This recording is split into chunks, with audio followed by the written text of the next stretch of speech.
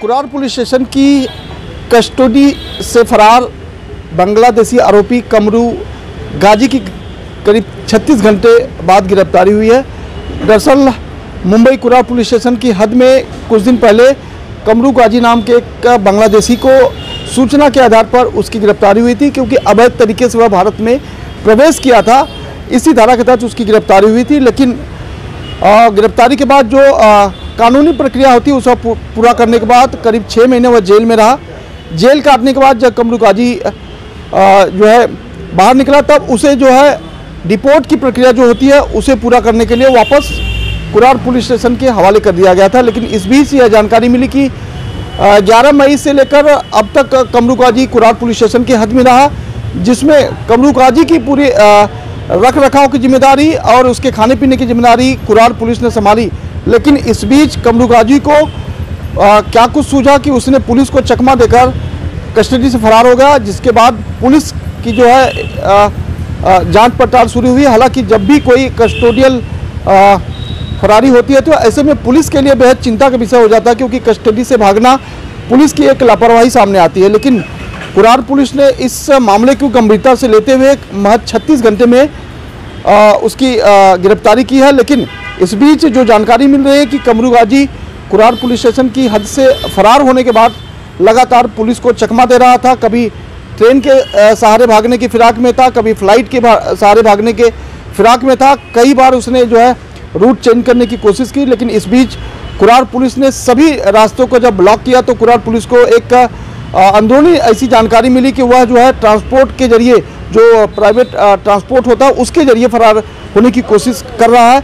ऐसे में करीब 2 बजे रात को कुरार पुलिस ने दहीसर चेक नाका पर जो है नाकाबंदी लगाई। नाकाबंदी के दौरान कुरार पुलिस को जानकारी मिली कि वह जो है एक जो बांग्लादेश ट्रक जाती है, जो मालवाहक ट्रक होती है, उसके जरिए जो है वो फरार होने की कोशिश कर रहा है। फिलहाल उसकी जो है समय पे गिरफ्तारी हुई। गिरफ्तारी के बाद जब जांच पड़ताल की गई तो उसने पुलिस को बताया कि दरअसल वह बांग्लादेश वापस नहीं जाना चाहता है, क्योंकि उसके परिवार में कोई कमाने वाला नहीं है।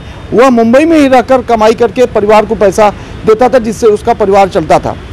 लेकिन दरअसल बात इस मामले में यह है कि पुलिस के लिए बेहद चैलेंजिंग जॉब है, क्योंकि बांग्लादेशी को डिपोर्ट करना और ऐसे में उसे पुलिस स्टेशन में काफ़ी दिनों तक रखना ये बेहद गंभीर विषय है। इसको लेकर सरकार को इस पर मंथन करना चाहिए, क्योंकि डिटेंशन सेंटर बनाने की प्रक्रिया आज तक भारत में पूरी नहीं हुई। क्योंकि अगर डिटेंशन सेंटर होता तो जाहिर तौर पर ऐसे बांग्लादेशी को वहाँ रखा जाता, ऐसे में पुलिस की जिम्मेदारियाँ थोड़ी कम हो जाती।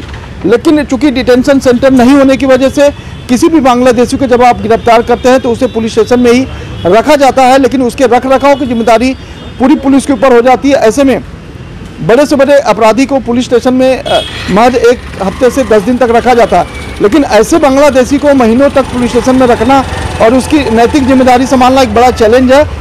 लेकिन इस तरह से अगर आरोपी फरार हो जाता है तो जाहिर तौर पर पुलिस की नौकरी पर आ जाती है। लेकिन कुरार पुलिस ने सच में काबिल तारीफ काम करते हुए एक बांग्लादेशी को फरार होने से बचाया, बल्कि अपनी नौकरी बचाई। तो ऐसे में एक नैतिकता के आधार पर सरकार को भी इस पर जो है अध्ययन करने की जरूरत है, क्योंकि बांग्लादेशी की इस तरह से रिपोर्ट करने की जो प्रक्रिया है वो पुलिस के दायरे में नहीं होना चाहिए, बल्कि और जो प्रशासनिक जो अधिकारी है उनके दायरे में होना चाहिए, क्योंकि पुलिस का जो रूटीन काम होता है वो कहीं न कहीं बाधित होता है।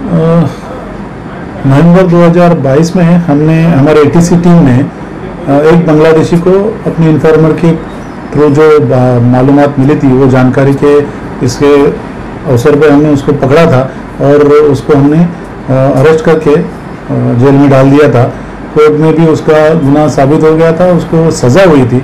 सज़ा अपनी 5-6 महीने की सज़ा भुगतने के बाद वो 11/5 को, पिछले महीने 11/5 को उसकी सज़ा ख़त्म हुई और वो वापस उसको डिपोर्ट करना था बांग्लादेश में, इसलिए उसको वापस पुलिस स्टेशन के कस्टडी में दिया गया और हम उसको डिपोर्ट करने तक पुलिस स्टेशन में रिस्ट्रिक्शन ऑर्डर के साथ उसको संभाल रहे थे। एक 12 तारीख को, मतलब इस महीने के 12 तारीख को वो शाम के वक्त हमारे जो स्टाफ था जो उनको उसकी देखभाल कर रहा था, निगरानी कर रहा था, उनको चकमा दे के वो भाग गया। तो भागने के बाद तुरंत जैसे हमको पता चला, हमने हमारे डिटेक्शन टीम, हमारी एटीसी टीम, हमारी गुंडा टीम, हमने सबको एक्टिवेट करके बांग्लादेश की तरफ जाने वाली सब Howrah express, CST, Dadar, Panvel, Bhusawal junction, यहाँ पे हमने अपनी सब टीम भेज दी।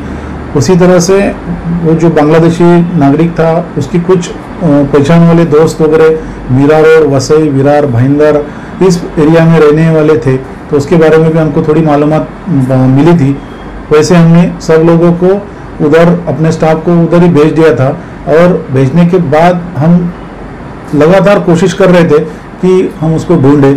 उसी दौरान हमको कल रात को पता चला कि हमारे इस कोशिशों की वजह से उस बांग्लादेशी आरोपी का बाहर जाने के सब रास्ते बंद हो गए थे, इसलिए वो कल रात बाय रोड जो बाहर की तरफ, पश्चिम बंगाल की तरफ जो बड़े बड़े ट्रक वगैरह जाते हैं, कंटेनर जाते हैं, उसी किसी की मदद से उसमें एंट्री करके उनके साथ वो भागने की करार में था।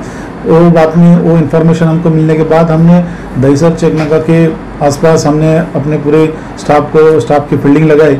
उसी दौरान सुबह के 3:30 बजे के करीब वो हमको एक ट्रक की आड़ में छुपा हुआ मिला, तभी हमने उसको तुरंत ताबे में ले लिया। और जब वो हमारे पुलिस स्टेशन से भागा था तभी हमने उसके खिलाफ और एक गुनाह रजिस्टर किया था उसी दिन, मतलब 12 तारीख को। तो वो केस में हमने उसको कल रात को अरेस्ट करके आज सुबह हमने कोर्ट के सामने खड़ा किया और अभी उसकी पेशी कर दी है।